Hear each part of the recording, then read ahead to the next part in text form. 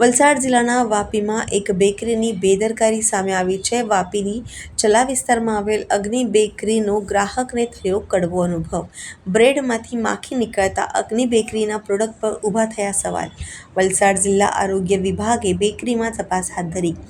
અગ્નિ બેકરીમાં રાખવામાં આવેલ ફૂડના લીધા સેમ્પલ.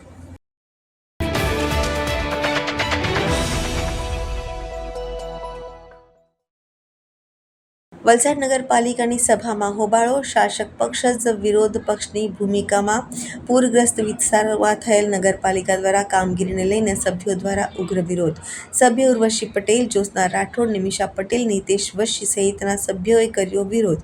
ઉગ્ર રજૂઆતના કારણે પાલિકાનું રાજકારણ ગરમાયું.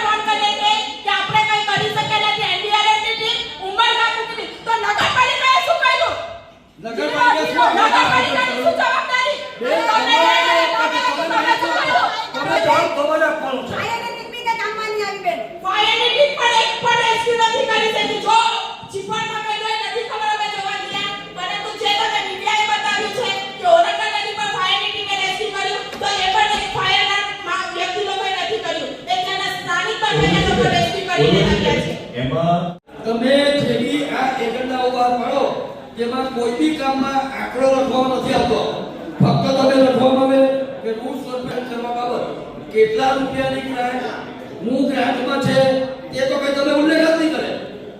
તો બોર્ડમાં આવીને હું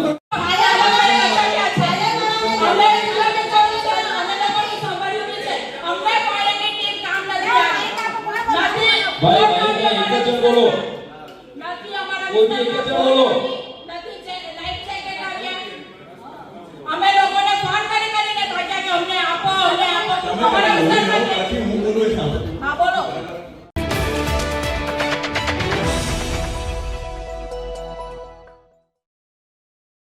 સંજાનમાં ગાજ્યો તિરંગો. હજારોની હાજરીમાં ભવ્ય યાત્રા. ધારાસભ્ય રમણભાઈ પાટકરની આગેવાનીમાં 3 કિલોમીટરની તિરંગા યાત્રા. યુવાનો, મહિલાઓ, વેપારીઓ અને સામાજિક સંસ્થાઓનું ઉત્સાહભેર જોડાણ.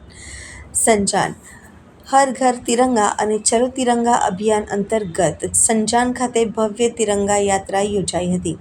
ધારાસભ્ય રમણભાઈ પાટકર સહિત ભાજપના આગેવાનીઓમાં યોજાયેલી યાત્રામાં હજારોની સંખ્યામાં યુવાનો, મહિલાઓ, વેપારીઓ, કાર્યકરો અને સામાજિક સંસ્થાઓના પ્રતિનિધિઓ જોડાયા હતા.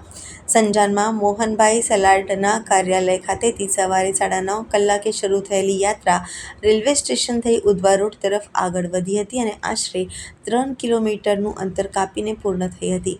હાથમાં તિરંગો લઈને જોડાયેલા લોકોના ભારત માતા કી જય સહિતના દેશભક્તિના નારાથી સમગ્ર સંજાન ગુંજી ઉઠ્યું હતું.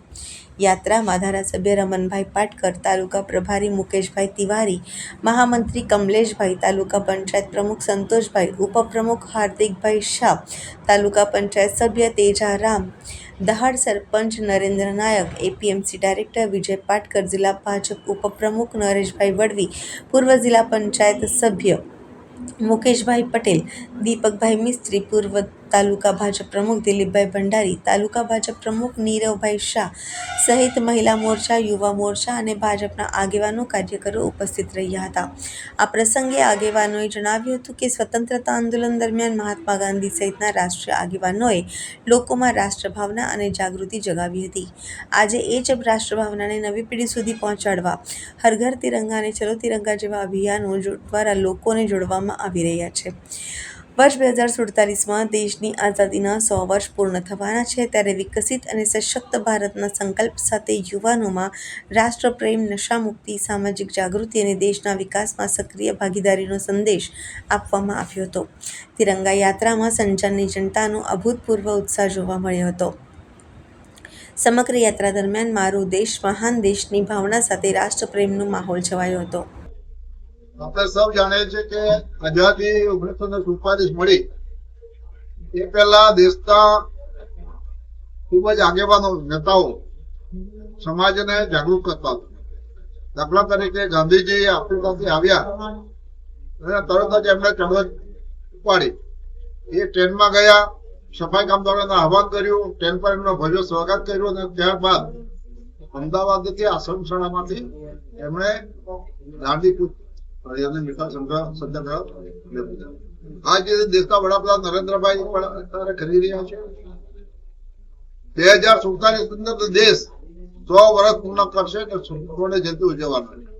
એની પૂર્વ તૈયારીના ભાગરૂપે દરેક ગામની અંદર, દરેક મંડળની અંદર આ રીતના ઘર ઘર તિરંગા યાત્રા, ચલો તિરંગા યાત્રા મેં આહવાન કરીને યુવાનોને જોડવાના, યુવકોને જોડવાના, આગેવાનોને જોડવાના, વેપારીઓને જોડવાના, સૌને જોડીને ભારતની એકતા, ભારત પ્રત્યે સંબંધિતતા વધે અને જાગૃતતા આવે, આ મૂળ ઉદ્દેશ છે. અને એટલા માટે ઉપરગામ તાલુકાના આજે સંજાણ ખાતે આ પ્રકારની યાત્રા કરવામાં આવી છે.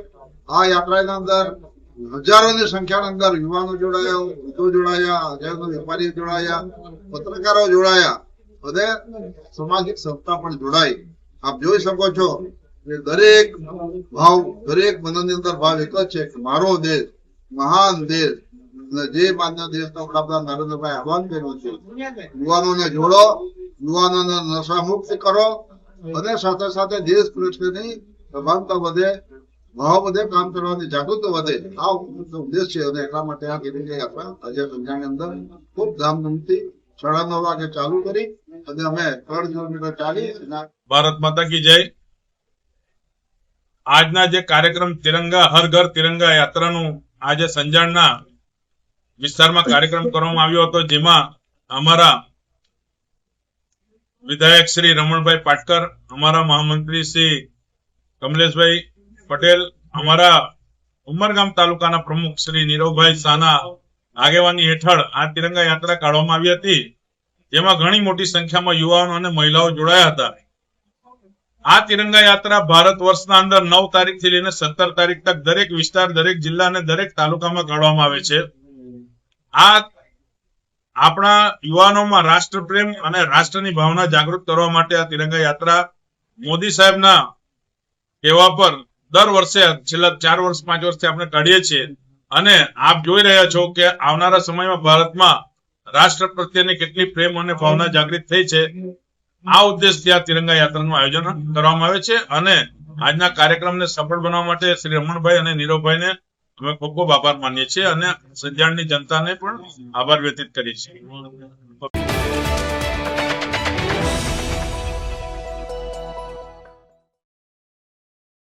ઉમરગામમાં વિશ્વ આદિવાસી દિવસની ભવ્ય ઉજવણી. ધોડીપાડાથી સરીગામ 3 રસ્તા સુધી રેલી.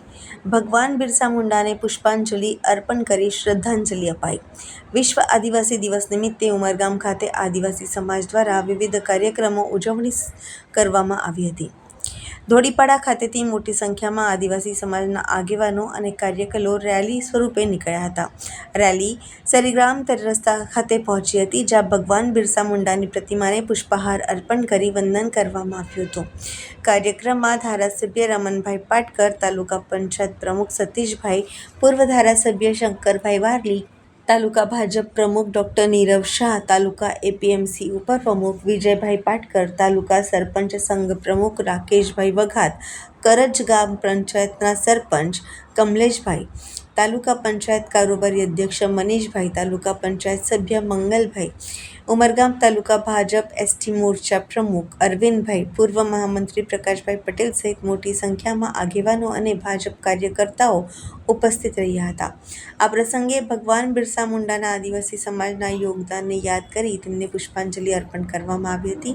ધારાસભ્ય રમણભાઈ પાટકર સહિત ઉપસ્થિત આગેવાનોએ વિશ્વ આદિવાસી દિવસ નિમિત્તે સમાજના 100 આગેવાનો અને ઉપસ્થિત લોકોને શુભકામનાઓ પાઠવી હતી.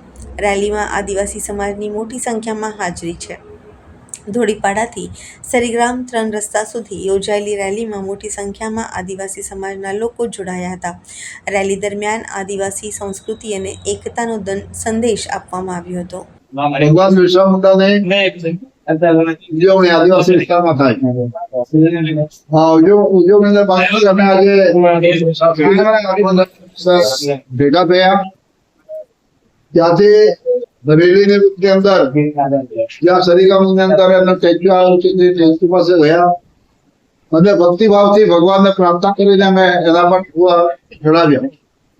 આ પ્રસંગ એટલા માટે છે કે અંગ્રેજો સામે લડવામાં એ વખતે આદિવાસી નેતાઓ હતા જેમણે 1200 જેટલા જીવોનો આહુતિ આપેલી છે.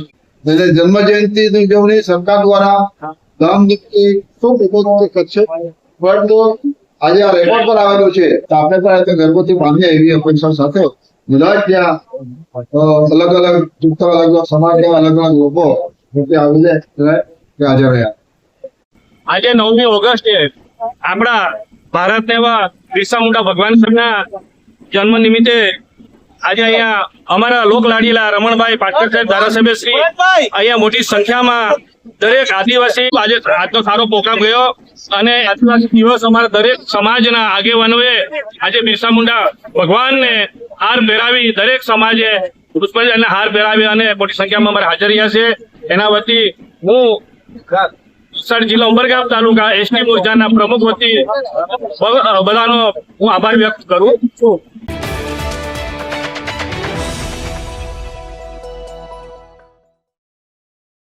વલસાડ જિલ્લામાં આદિવાસી દિવસની ભવ્ય ઉજવણી કરવામાં આવી. જિલ્લામાં ઠેર ઠેર ઉજવણીના નિમિત્તે યોજાયા હતા કાર્યક્રમો. વલસાડમાં વિશ્વ આદિવાસી દિવસ નિમિત્તે ભવ્ય રેલી નીકળવામાં આવી હતી. આદિવાસી સમાજના અગ્રણીઓ અને લોકો પણ મોટી સંખ્યામાં જોડાયા હતા. ઢોલ નગાડા અને આદિવાસી વાદ્યોના તાલે વાજતે ગાજતે રેલી પણ નીકળી હતી. ઉજવણીના આદિવાસી સમાજના અનેક સંગઠનો, રાજકીય અને સામાજિક અગ્રણીઓ પણ જોડાયા હતા. વલસાડના રસ્તાઓ પર જય જોહાર, જય આદિવાસીના નારાથી ગુંજ્યા હતા.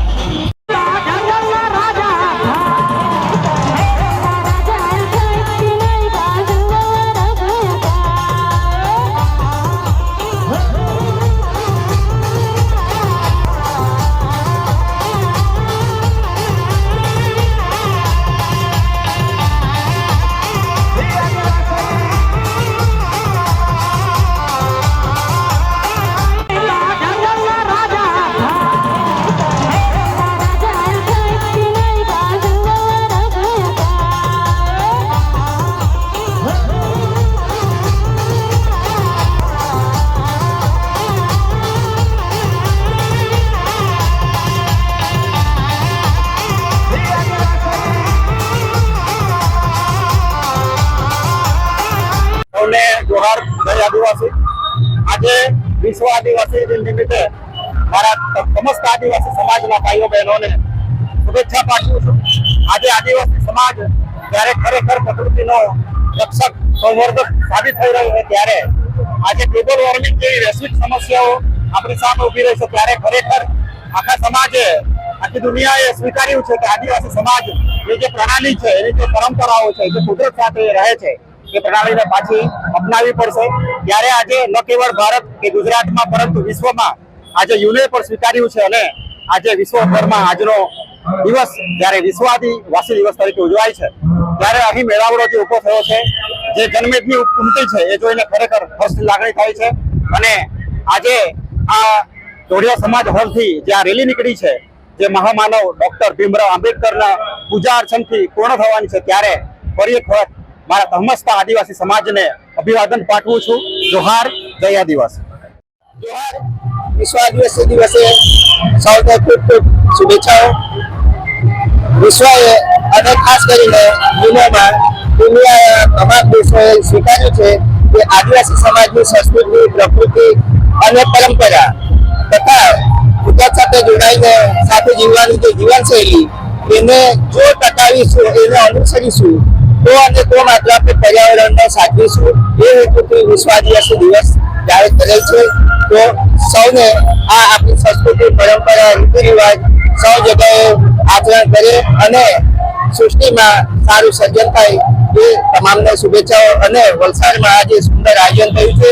એ આયોજન માટે અહીંની આપણી ટીમ સૌને નિલેશભાઈથી લઈને બધાને ખૂબ ખૂબ શુભેચ્છાઓ.